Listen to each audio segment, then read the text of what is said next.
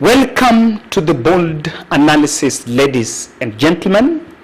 I want to do this analysis. I've just come back from Nyayo Stadium, where the prayer rally was convened by the Kenya Kwanza team.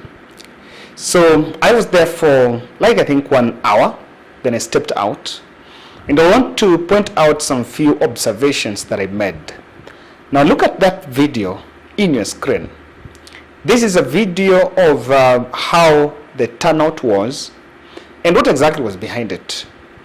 If you look at it, you will realize that it's a bit split into two. There is a place behind with empty chairs. Then hapo mbele, it's a bit covered by members there. So the reasoning behind it is I just want to maybe elaborate a bit, because I know this photo has been trending and people cannot really understand what exactly was happening there. Now, one thing I saw is the buses, the usual buses, the usual yellow buses that ferry people were there, the buses and some Nissans, school buses, and also some are church buses. And from my understanding, the ones that convened, the church group that convened it is the evangelicals. So it was not convened by the mainstream churches. So wale walika mbele are actually members that were facilitated. Why am I saying that they were facilitated? It's because hapo ndio kuna watu wamekuwa wamevaa the different colors, the classified jerseys, the white, the reds, and the yellows. In fact, if you check keenly, I want to show you another video. Now, this other video you are seeing here is a video of the people that are putting up now the yellow stuff. Of course, it's associated with the UDA's yellow color, and there is no, you don't need any other understanding to see that, of course, it was some mobilization was done behind it. Now, the empty seats at the back, according to me, are the seats that were supposed to be perhaps occupied by the members of the public that will just turn up voluntarily at their will. Now, these seats were vacant. Honestly, it's not being maybe exaggerated. The seats at the back were vacant. And it forced even the coordinating team there trying to ask those who are sitting at the terraces to come down and occupy those seats, because of course they knew very well that the narrative would come out that the members of the public had actually abstained.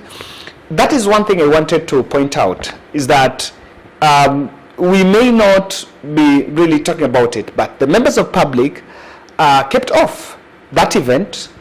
Remember, this is an event that when President was in Nakuru, he mentioned and actually asked the nation to come and forget about the Valentine hype and troop to Nyayo so that they can pray for this country. And so, of course, many expected that people are coming there. I have some other sources that are also telling me that even some civil servants or some people from government offices also attended, and they were asked to come and attend. So they were allowed. There are some specific ministries that other government offices, they were actually allowed to come and attend. And so the turnout was bit of those from the political class, and then the churches did the mobilization on their end. Now that is what it is. And I know the conversation, or what many people have been asking, is why do we mobilize people to come and attend these prayer services? We're spending a lot of money into it. By the way, these functions is not pocket change. Organizing these functions is not pocket change. These functions are very expensive, and there is a lot of stuff that comes into it, because even the pastors have to get some allowance, some remuneration.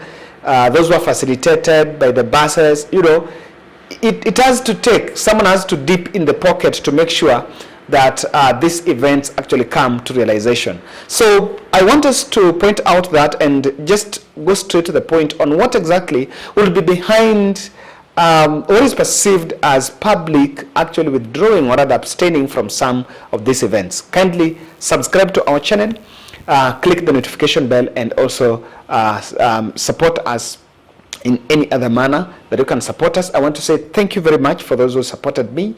I know I needed a bit of the support when I was overwhelmed by the bill. Everything is now fine. Thank you. We reached the target. And everything now is set. Asanteni sana. It's always good. Sometimes it's difficult to talk on your behalf than others, but then within 1 week I was in a position to achieve the target. Asanteni sana sana. Now I want to get into it. You know, people are asking, why did we have to mobilize? We are mobilizing because people are abstaining. It is not a new development. Even the last celebration, I think that was the Jamhuri Day that was held here in Nairobi, in a field here in Nairobi in Uhuru Gardens. The members of public abstained, and we saw the phenomena of empty chairs. So the issue of empty chairs, these photos of empty chairs in these state functions, especially within Nairobi, is not something that is new. We saw the same mobilization going on with members now, different people bringing or rather facilitating people in the crowd. One thing I see the public is seeing, there is a bit of disconnect. The disconnect is in between the public and what this government is doing. You know, we came in, or rather UDA came in and got power at a point where they had raised the expectations of the people, and people expected overnight success in a couple of things that were affecting the country. And for me, I've always been saying that it will not be so much, the tragedy that might befall UDA is not the fact that they don't want to do. What can be done, or what is doable now, cannot match what was promised. Okay, there is that which you promise, which you want to do in good notice, and because we have to over-exaggerate it to whip the emotions and to whip the masses, which is a political script that is used, it depends on how successfully you use it. But then when you come to power, you realize that that which I said is not available. I cannot do it. So that's why you will find yourself crying out that, look here, we took over dry granaries. So you will have to take that. So one of the things that is happening there is a bit of that disconnect, because, you know, we've been talking about the issues of what government is doing and whether it really fits the bill. Parents are struggling with CBC. People are struggling with the cost of living, and this was treated as a matter of urgency. But when we got power, we now started dodging around it. Number three, or the other thing that also is making it out, I think, the over exaggeration of the religion. You know, you have the national altar. Few days after UDA got power, we saw a trend where people were going to pray in State House, and people said that, look here, and we called out that the State House was a symbol of national unity, so it's not about Christians, it's about all of us, and so if it's about prayer, that should not be a prayer facility. People actually said. So now, you know, I have been seeing people in Twitter raising questions that you promised us to fix the economy, and the economy is not going to be fixed by prayers. I think it's a bit of a mockery when you say that we want to pray for rain, we want to pray for that, we want to pray for that. Well, of course, some of these things are natural phenomena, but then is it really true that we'll take that prayer at the Nyayo to fix these problems? So Kenyans are also seeing that we seems to be dodging and just trying to create pathways, or rather trying to take corners instead of facing the real issue. And the issue of calling the religion into these matters, people are not seeing. And I remember someone was making a joke in social media, in Twitter, that we are now expecting some, is it short rains or some rains, according to the meteorological department. And so in the next few days or few weeks, we might expect rain. And someone was making a joke that the UDA team will come out, then take credit for that rain by saying that it's because of the Nyayo prayers. And you know, I don't know, I have always said this, that this is about mobilization. It's a matter of time we see whether it's going to work. The other thing that I also see is, I think, it's the messaging on UDA side is a bit monotonous. If you want to compare President Ruto and Uhuru Kenyatta, you realize that Uhuru Kenyatta was not a media person. Angeenda event, akienda kulaunch hata kama ni barabara, he will talk about that barabara and leave. But President William Ruto, whenever is in front of the microphone, he will find time and he will ever talk about either Raila or what Raila is doing or what Raila wants to do next. So the political messaging around it, people know that there is nothing new to expect. So, you know, we've gotten away, we have to run with it, and it's something that they're now seeing the messaging is now monotonous and people don't expect everything new. If anything, there is no single day that you will see news without seeing something that William Ruto said. The other thing I also see is the masses are trying to listen to what the Azimio team are saying. And they seem to be swinging.